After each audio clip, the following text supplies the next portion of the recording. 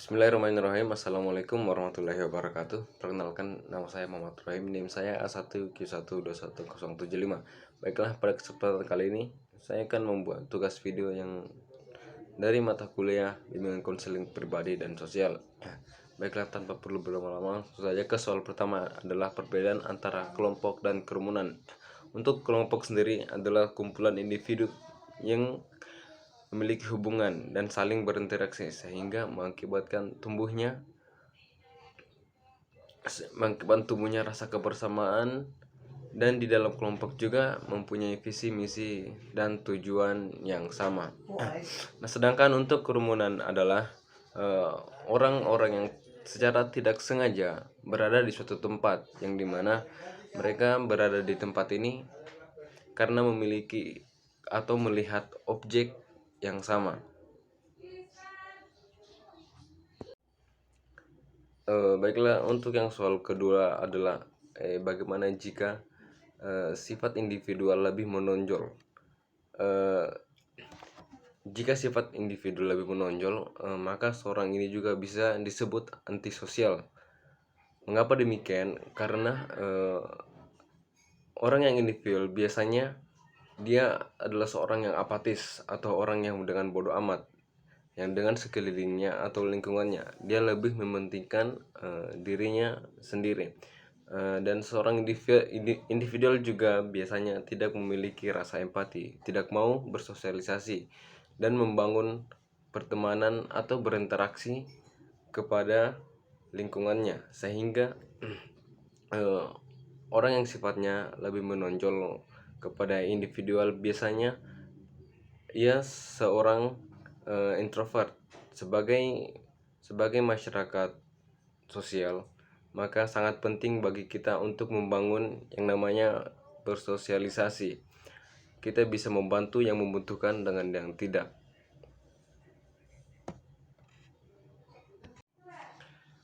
Nah, untuk yang soal nomor 3 adalah jelaskan tugas-tugas perkembangan. Untuk tugas perkembangan ialah tugas yang terdapat pada suatu tahap kehidupan seorang, yang dimana dia akan membawa individu seseorang kepada kebahagiaan dan keberhasilan dalam tugas-tugas pengembangannya. Pengembangan berikutnya itu apabila tahap kehidupan tersebut dijalani dengan berhasil. Nah, sedangkan menurut Carlock, istilah perkembangan berarti serangkaian perubahan progresif yang terjadi sebagai akibat dari proses kematangan dan pengalaman. Dan apabila jika kegagalan dalam melaksanakan tugas pengembangan, maka akan mengakibatkan kehidupan yang tidak bahagia pada individu dan kesukaran lain dalam hidupnya nanti ke depannya. Baiklah, untuk soal yang keempat adalah bagaimana kita bisa mendapatkan sumber-sumber dari perubahan perkembangan. Baiklah, berbicara tentang perkembangan berarti serangkaian perubahan progresif yang terjadi sebagai akibat dari proses kematangan dan pengalaman.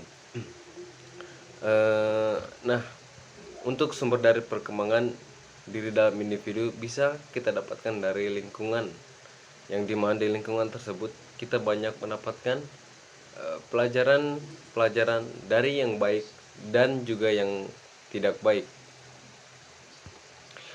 Dan perubahan dalam perkembangan juga tercipta dari pengalaman-pengalaman sebelumnya, yang dimana dengan pengalaman tersebut kita banyak belajar dan bisa merubah individu seorang yang jadi seorang pendiam atau introvert menjadi seorang yang berinteraksi banyak atau biasa disebut ekstrovert. Bahkan bisa juga memunculkan pandangan baru tentang bagaimana kehidupan kita berikutnya, atau langkah-langkah apa saja yang kita bisa kerjakan untuk bisa merubah pandangan dalam diri individu manusia. Baiklah, terima kasih. Mungkin demikian saja jawaban singkat dari saya. Saya akhiri, wabillahi taufiq wal hidayah. Wassalamualaikum warahmatullahi wabarakatuh.